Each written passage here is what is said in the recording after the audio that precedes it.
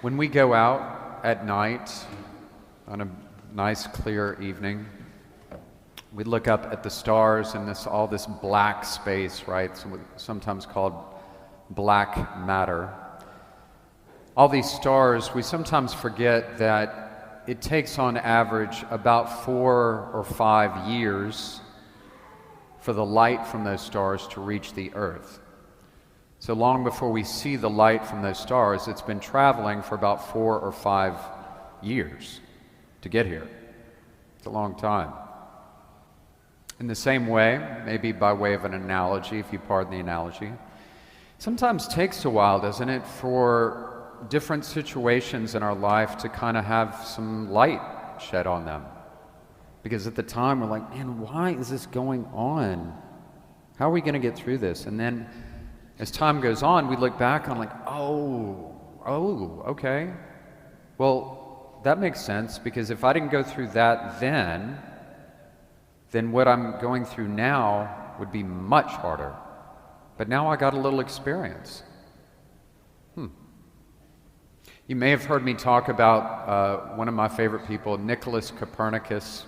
Yes, I'm a nerd. I'm a big nerd. I love Nicholas Copernicus. He was a Catholic monk. And Nicholas Copernicus, who lived in what is now modern-day Poland, went to the same school as John Paul II in Poland, the Jagiellonian. So up until the 16th century, when he lived, they thought that the sun, the moon, the stars all revolved around the Earth, what was called the geocentric theory. And he said, no. We all go around the sun. Got a lot of flack for that. And as you know, if you remember from junior high science, this is one of the reasons why we have the 4 seasons, right? That the Earth is on an exact 23.4 degree tilt in its rotation around the sun. That's why we have 4 seasons. I always tell people, look, you got about 20 minutes of spring in Memphis, so drink it in, man. That's all you get. But in the same way, again, by way of analogy, that we go through seasons in the Earth, we go through seasons in our life, don't we? I mean, those of you with children, you know what I'm talking about. Our kids go through different seasons. We go through times that this was super important to me. My career, getting this promotion. That's a good thing. That's a good thing, right? But the problem is, later in life, when we realize this is maybe the thing that's not the most important, yeah? It's a good thing. But we go through seasons. Here's my point. For each one of us, it's important to remember, I think, that God is here. He really does have a plan, what we call providence. There's providential guidance in our life. When we're younger, we ask the question, what kind of person do I want to be when I get older? When we're 40s and 50s, we begin to ask, what kind of person have I been? And then, towards the end of our life, we ask the question, what are they going to say about me when I'm gone? Interesting. We go through seasons in our life. We're never going to grow at all unless we have some humility, and maybe we've talked about this before. We grow in humility either in voluntary or involuntary ways. And trust me, growing in voluntary humility is much, much easier than growing in involuntary ways. Life has a funny way of humbling us. One of my favorite people in the Bible is Moses. I love Moses. And you know the story. He led these people out in the desert for 40 years. They're out there. They're complaining to him night and day about the bread, the water, the food, the climate, the heat, the snakes. You'd think they'd be grateful, but it was just the opposite. They wanted to kill him on any given moment. Poor Moses. So they finally get to the promised land after 40 years in the desert, and God tells Moses something really tough. He says, Moses, you're not going to get into the promised land. In fact, you're about to die. And poor Moses, after putting up with these people, he's probably like, oh, thanks be to God, just take me. Let's get this over with, right? So he tells him, he says, go up on Mount Nebo, and there you're going to die alone. And Joshua is going to lead the people into the promised land. So he does that. You can imagine some guy who looks like probably Gandalf in The Lord of the Rings. So he gets up there. You can imagine he's got a tough hip, maybe knees. He finally gets to the top of this mountain. And he's looking down into the valley, right? He's looking down there, and he sees Joshua coming with the people into the promised land. And he sees, he's looking down at this, and he's thinking, I put so much time and effort into this.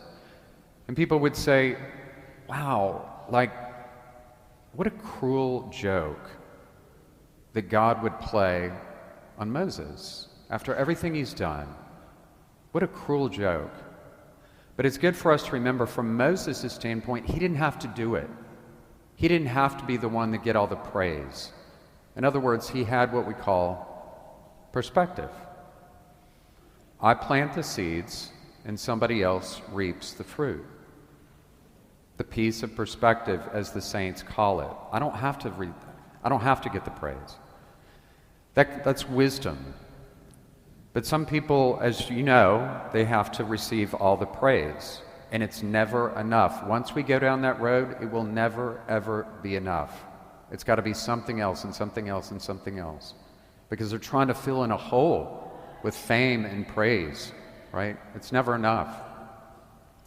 You know, it's funny, maybe, I don't know, this is maybe 5 years ago, we had this mass with all the priests, and we were all there at this ordination, and about 10 of us, we were all bald.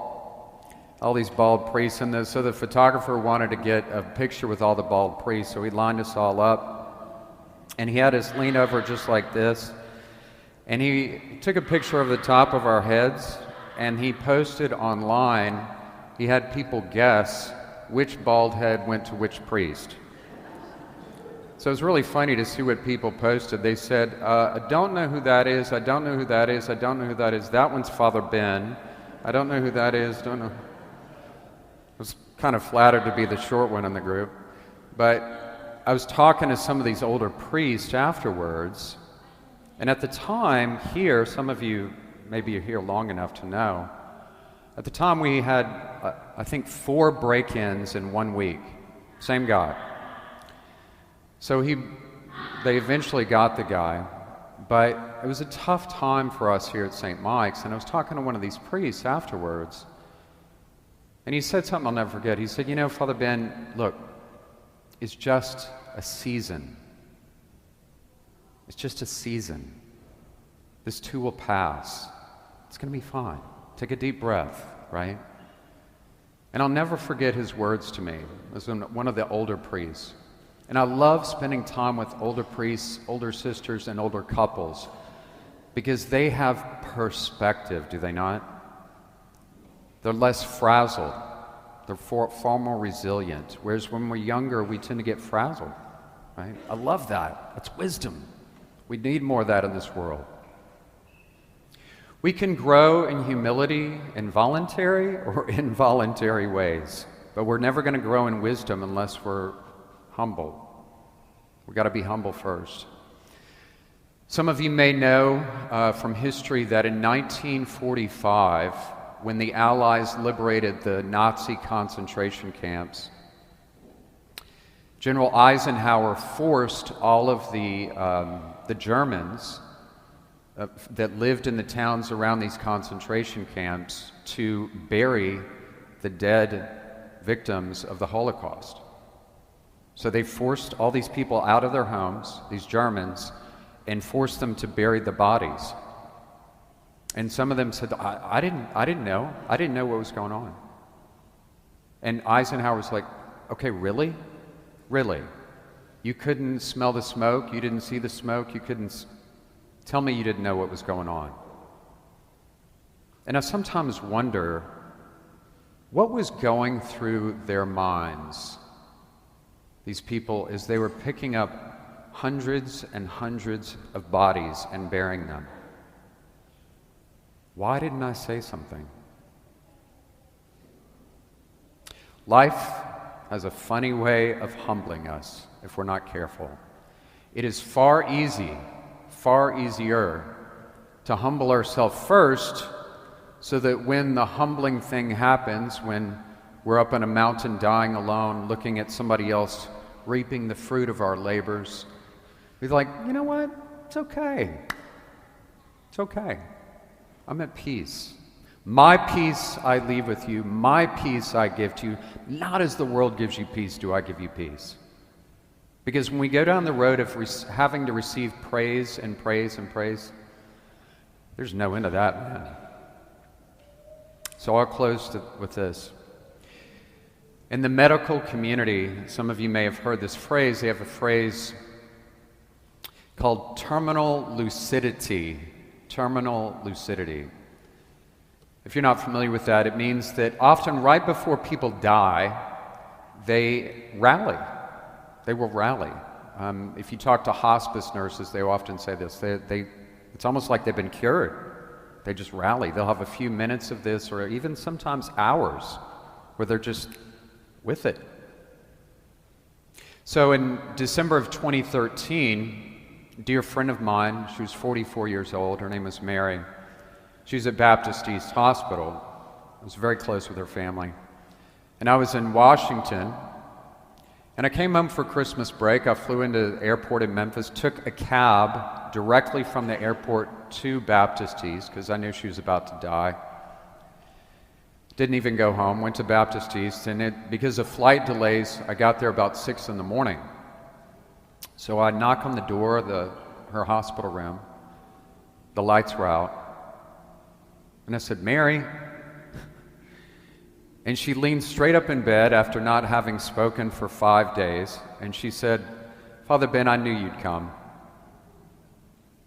And her husband and daughter were both there, and they were stunned when they heard her voice.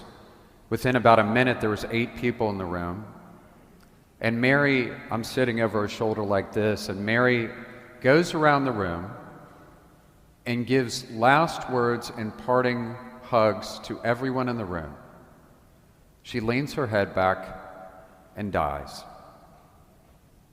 Now, I don't know if that was terminal lucidity, I don't know if it was a miracle, and I don't care.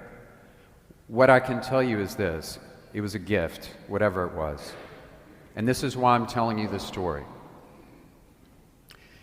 If you were given the gift of terminal lucidity on your deathbed, what would you tell your loved ones? What would be the last thing you tell your grandchildren or children? We don't have to wait until that point. We can do it now.